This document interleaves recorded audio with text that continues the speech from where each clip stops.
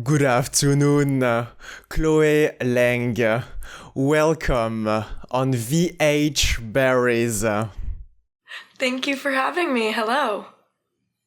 I am extremely grateful because today is Sunday, which can be seen as the last chapter of the past week or the early start of the upcoming one. But one thing is certain, we better make it count to avoid referring to it as the lost weekend. How are you doing today? I'm doing very well. How are you? Thank you so much for chatting with me on this lovely Sunday. This is a lovely Sunday, and the weekend is never wasted when it is spent observing Joan Mirror's painting The Gold of the Azure, of which you have a copy on one of your red brick wall. Yes, that's so true. Yes, last time I saw you, I had it right behind me. I actually got that at the Joan Miro Foundation in Mallorca, so it's a very special poster to me. It is, Chloe Lang, a very special poster. Or it might be the original one that you took from Barcelona.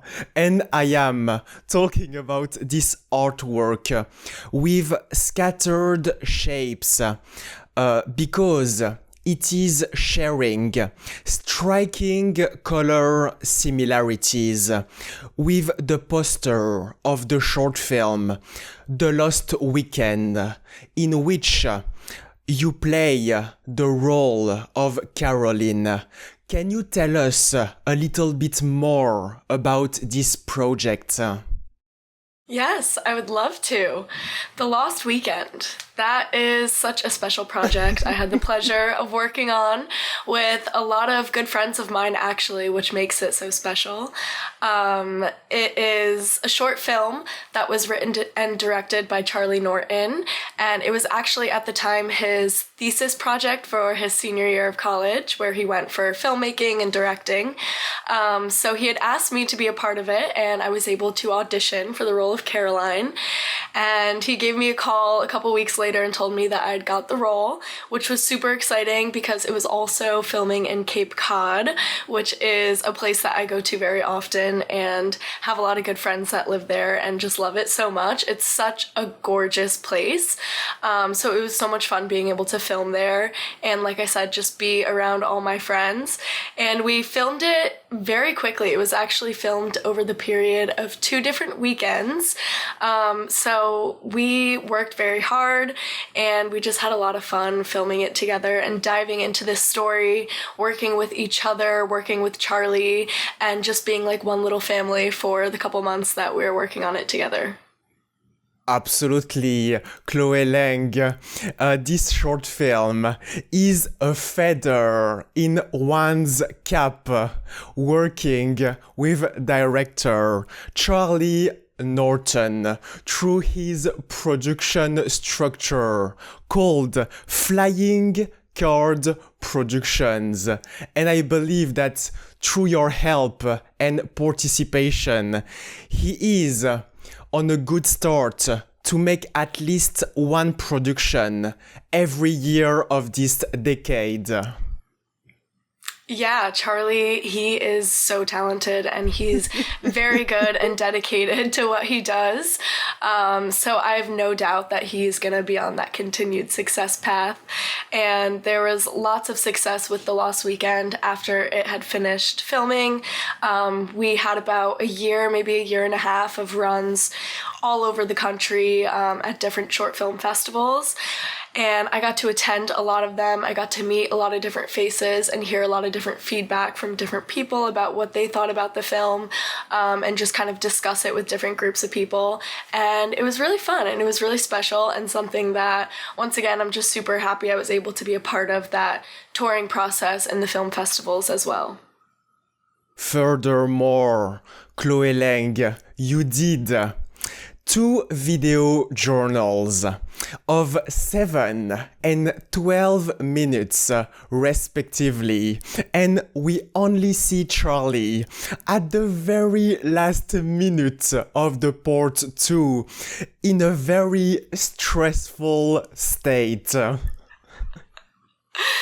Oh my gosh, that's so funny. Yeah, I remember being really excited to vlog the entire process. And it was so much fun. I mean, I vlog on a regular basis. It's something that I like to do naturally. And so I feel like naturally I pick up the camera whenever I find moments that I want to capture.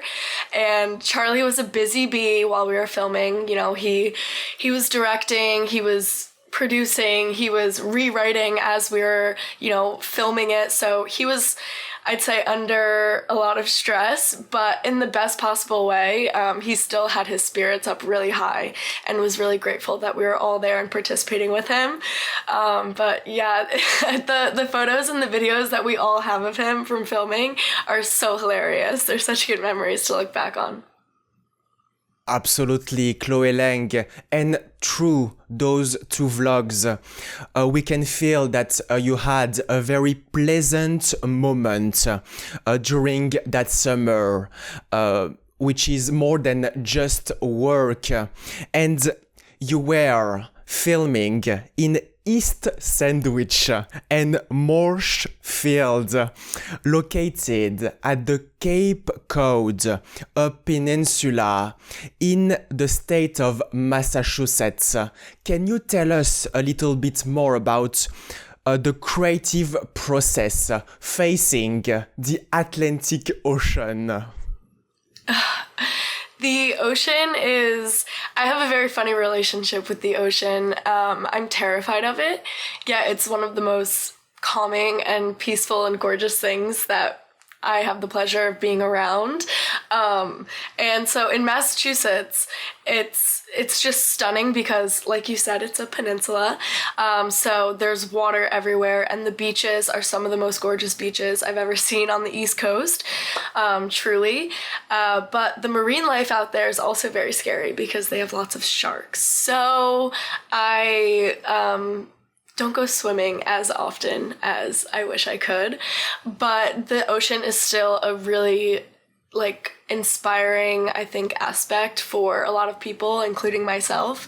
And I know that it was a personal story for Charlie because he had grown up going to Cape Cod for all of his summers as a child. He's from Massachusetts. So it was super special to him and super personal to him. And it was fun kind of being able to see different parts of Cape Cod because I've only been to certain parts and it's actually pretty big. So it was fun getting to see East Sandwich and Marshfield and see the bridge that everyone likes to jump off of during the summer, even though I, once again, was terrified. And also, even though the film was set in the summer, we were filming it in September and October. So it was starting to get a little bit colder and not necessarily swimming temperatures. But it was super fun and super gorgeous to be up there on the Cape while filming. Absolutely, Chloe Lang. And as you just mentioned, there is the bridge, but there are also the beach, the holiday house, and also the convenience store on 29 Main Street in the city of Marshville. Can you tell us a little bit more about the storyline and those scenes in which Caroline was in that place? Yeah, totally. So Caroline, she is kind of your typical college girl. She was home for the summer, wanting to have some fun with her friends. And I think like all college kids and teens do, I think she was just kind of seeing where the night was going to take her. And like I said, she'd been hanging out with her friends all day, super in a good mood and feeling super confident, and had ran into this boy that she thought was cute early on in the film at the bridge, actually, and kind of made note like, oh, he didn't jump off the bridge. And then in the liquor store, we run into each other again. And that's when I kind of make my first subtle hint that I'm flirting and kind of like this boy. And from there, he invites me to the party. And then, yeah, I think the rest is kind of history. I don't want to spoil too much because I want people to watch the film once it's finally out. But yeah, I think she had a very genuine way of her and about going about that, and it just didn't exactly turn out what she expected it to be, and she was not willing to risk like her own wants and needs just to make this boy happy. So it didn't end up that well, but it had a nice ending in the end. It has a nice ending at the end because that man was back on the bridge, but I shouldn't reveal what is happening next. But one very important aspect of that short film is also the music that is enhancing your acting and performances. A music made by composer Nathaniel Wolkstein. Yeah, Charlie was really behind that entire creative process when it came to the editing and the music and the sound effects and all of that post-production decisions, I guess. And so when I was able to first watch it, it was like finally being able to see everything come together. And I agree, the music definitely had such an emotional touch and made the story just that much more, I think, relatable and emotional. So I think he did a really good job at choosing the music. And it was also super fun because the film was meant to be set in the early 2000s. So some of the music touches were very Y2K, if you will. And it's super fun, as well as like certain things on set. Props, wardrobe, different things like that were very meant to be set in the 2000s, so we had a lot of fun playing with that. You had a lot of fun playing with that, Chloe Lang, and you could have brought the composer Nathaniel to make the music of your video and your vlogs, because it has been for you the historical weekend, because you did a car tour exploring the city with Tina to witness the Mayflower 2 ship and the Plymouth Rock. Yes, I remember that day. That was super fun. That was, I believe, our last day before we were leaving Massachusetts. And I don't think either of us had been to that area, or at least not in a long time. And it's super fun. If you're ever kind of around the area, you should definitely swing by. It's not only fun because of all the historical aspects of it and getting to see all those really cool things in real life, but it's also has a lot of cute shops and little restaurants, and once again, it's on the water, so it's just a gorgeous little town. It is a gorgeous little town, Chloe Lang, and the story of The Lost Weekend is set in summer 2004, and all through you joined the show LazyTown later on. All the characters could already have listened to Sportacus health advice and prioritize clean food, and a more polished language. Yeah, that's so true. That's so funny. I didn't even think about it, but yeah, those did come out like LazyTown started in 2004, so that's when the movie was set to be. That's so funny, actually. Absolutely, Chloe Lang, and I would love to explore that television series in which you portrayed Stephanie Meanswell. Can you tell us a little bit more about it? Totally. I mean, I don't even know where to start. It's such a huge part of who I am and kind of my childhood in general. But a couple years after I began my acting journey, I did audition for LazyTown.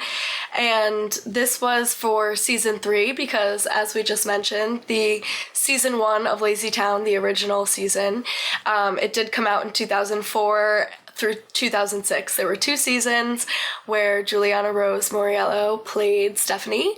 And then they took a hiatus, and in 2010, I believe, 2010, maybe 2011, is when they decided that they wanted to create another 2 seasons. So they recasted for Stephanie because at this point, many years had gone by. So I went through the audition process, which was a lot of fun and very... It's very nostalgic to look back on because I was so young at the time and was very authentically myself. And I think that is what kind of was shining through in my audition and why Magnus kind of decided that he wanted to see me back the next day. So I had my call back the exact day after my original audition. And it all happened very quickly after that. I'd say 2 to 3 weeks after that, I got a call that I had booked the job. And from there, I packed up my suitcase and moved with my mom to Iceland, where I stayed on and off for the next 2 years, filming seasons 3 and 4 of LazyTown. And it was the most special, like, fun, I can't even put into like adjectives right now, but it was, yeah, the most amazing 2 years living in a foreign country, working with some of the most amazing people I've ever met, and just being me and doing what I love every single day and having so much fun and basically having my dream come true as a 10-year-old. Furthermore, as you just mentioned, you moved to the city of Garðabæ, near the capital of Iceland, and the town of LazyTown has an urban section with 17 compartments, and it combines live action, puppetry, and CGI, and I am very curious about how it was like to work with such a dynamic and technical complex environment. Yeah, it's truly insane, and when you kind of look back on it like that, it's crazy how much went into putting on or producing even just one episode. It was primarily filmed on a green screen, so we were inside a studio, like a warehouse, and the working with the puppets was probably the newest aspect to me. There was like 2 different ways that we would film scenes with puppeteers, and one would be just on the normal ground, where I am feet on the ground at my normal height, and all of the puppeteers are laying on their backs on like little rolling carts with wheels, and they have like their hand up with the puppet like this, and yeah, so they are lowered so that the height is to me. And then the other way of filming scenes, depending on the setting, was that I would be raised up so that the puppeteers are standing normally with their hands over their head again, and I'm like standing on little catwalks. There are these big wooden platforms. They're many feet up in the air and super skinny. And I remember my first day on set it was my first scene I was ever filming, and it was in the mayor's office, and that is one example of where we would have the catwalks because everything is raised up, and they called action, and I was looking down to make sure that I didn't fall off, and they were like, cut, cut, cut, cut, cut. They were like, you realize, like, you have to look up. You can't look down. And there's people there. There were security there that if I were to misstep, they would catch me. So it was technically safe, but it was something weird to get used to. And then the other aspect of either way, the voices are coming from below you, and you have to look at the puppet as if they're talking and the voice is coming from straight above, straight direct eye line, but really the puppeteers that are doing the voicing and the acting are below you. So a very interesting kind of dynamic there. And then with the CGI, I mean, you just really have to use your imagination, and then getting to see the final product of the episodes is that much more special because you get to see it all come to life. On top of those special effects, all the puppetry and the CGI, there is also the music and dancing, which is also one of your passion and something that you very seriously achieved at the very beginning. Yes, I began singing and dancing from a very, very young age, even before I began acting. So those were previous passions of mine, as you mentioned. And that was one of the most special things about LazyTown, is I was able to do all three. Stephanie was a girl who did sing and dance on a regular basis, so every episode had its own song that we had our genius songwriter Mountie. He would be in the studio every single day writing, producing, creating, sample singing for me to listen to these songs, and every day I would get in the studio with him and we would work a little bit more on each of these songs because each episode had its own. So there was lots of recording and producing on both our ends, and then the same with the dancing. Each song had its own dance. So we had our designated choreographer, Stella. She was one of my best friends on set, and we had so much fun together. And yeah, we would constantly be rehearsing. She would be choreographing. We'd rehearse it together.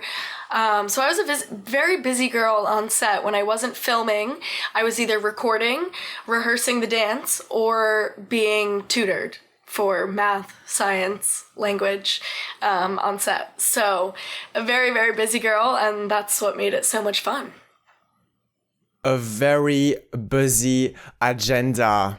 And the television series LazyTown is also sharing a positive message, teaching kids the importance of physical activity and healthy living, often thwarting the plots of the lazy villain, Robbie Rotten, that is fighting against Spartacus.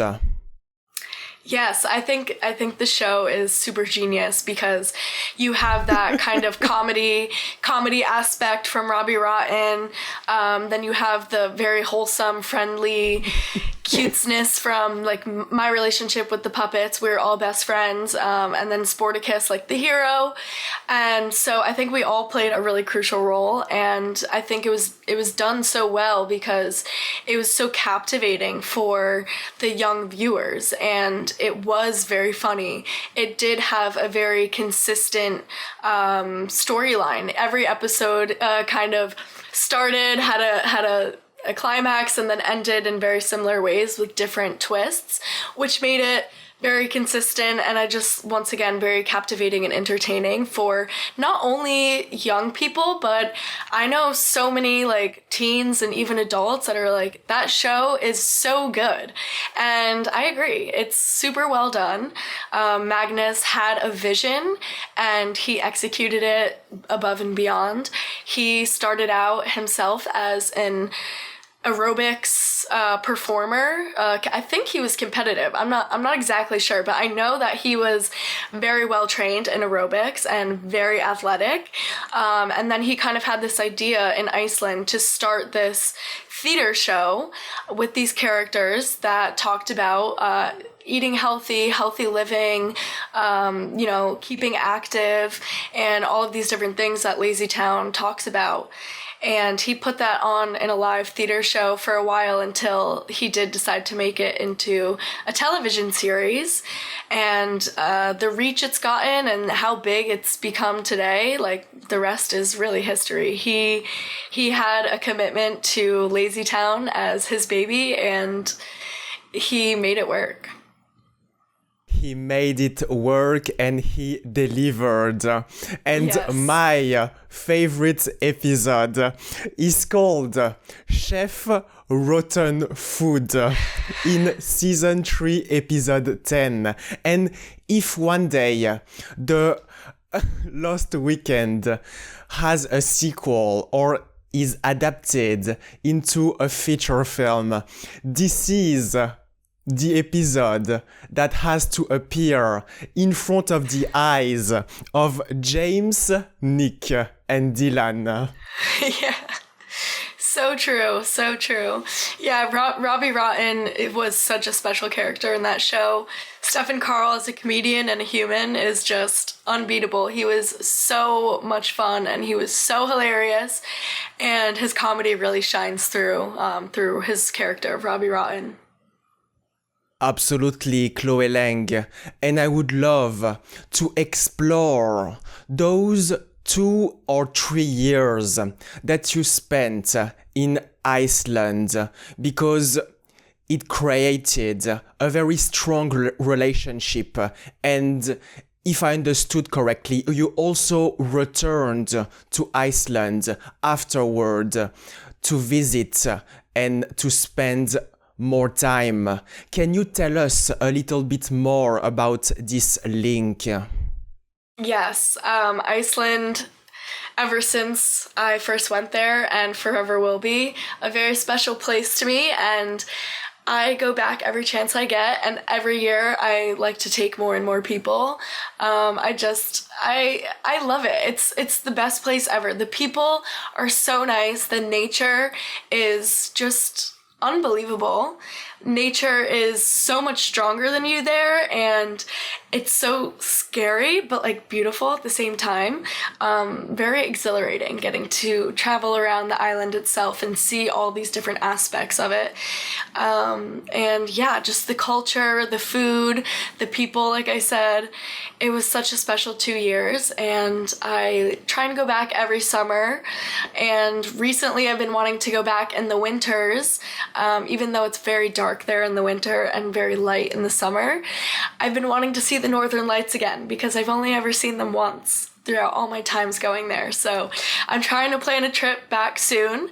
And every time I do go back, I see all of my friends that I used to work with or whoever's around. And it's just so special. And I get to eat at all of my favorite restaurants again. And it's just so much fun. And since then, Chloe Lang, the city you live in has changed by just 3 letters, from LazyTown to Buzzy Town, also known as New York City. Yes, that's very good and very true. I do live in Manhattan now, so it's one of the busiest cities, but I've been here for about going on my 6th year. So I'd like to say that I'm officially acclimated, but I don't know if that's ever going to be a real thing. But I do love it here. I love my life here. Like you said, I definitely keep busy. And I just have had so many amazing opportunities while living here and met so many inspiring and creative people that I just can't imagine living anywhere else. Absolutely, Chloe Lang. You cannot imagine living anywhere else. And you are currently going down in a lot of different artistic avenues. And I am not referring to the fifth or the seventh one on New York. Yes, I do have a lot of different, I'd say, ways that I express my creativity. One of those ways, as you've mentioned earlier on, is the vlogs. I picked up vlogging, I'd say, a couple months after COVID hit, back in 2020, and I haven't put down the vlog camera since. I've only gotten more and more inspired and tried to kind of up my content and produce in higher quality levels, I guess. Nothing crazy, because I like to keep it true to myself, and it's not like I have someone else editing for me or someone else filming for me. I do it all myself, so I try and give myself grace with how much I'm putting out and how consistent I am, because sometimes I can put out like 5 vlogs in 1 month, and sometimes I can only manage 1, maybe 2. So it's kind of like my own path that I'm taking with that. And same thing with social media in general. I do post on Instagram and TikTok, but not in any kind of scheduled manner. I kind of just enjoy photography and taking photos and creating content, and I share that as I feel that I want to. So it's nice having social media as a creative outlet without having it be too much pressure. And I also, I still have my acting. I train very often. I'm just starting a new class in a couple weeks. That's a weekly class again, something that I do on and off every month. And it's so much fun getting to work with other actors and see their performances and give and take feedback and critiques, and have a coach there that you really trust and work well with. So I'm really excited to start that class in a couple weeks. And yeah, my photography, I draw, I paint, music. I kind of have a lot of different avenues. I've always said that I've never put all my eggs in one basket, and I think that's still very true for me. In conclusion, I am looking forward to witness those upcoming projects and trips to Iceland, and I am forever remembering that one lyric from Stephanie Meanswell, which is "Never say never. We need to give our best to make it." Thank you very much, Chloe Lang. Thank you so much for having me, Victor. It was so nice chatting with you.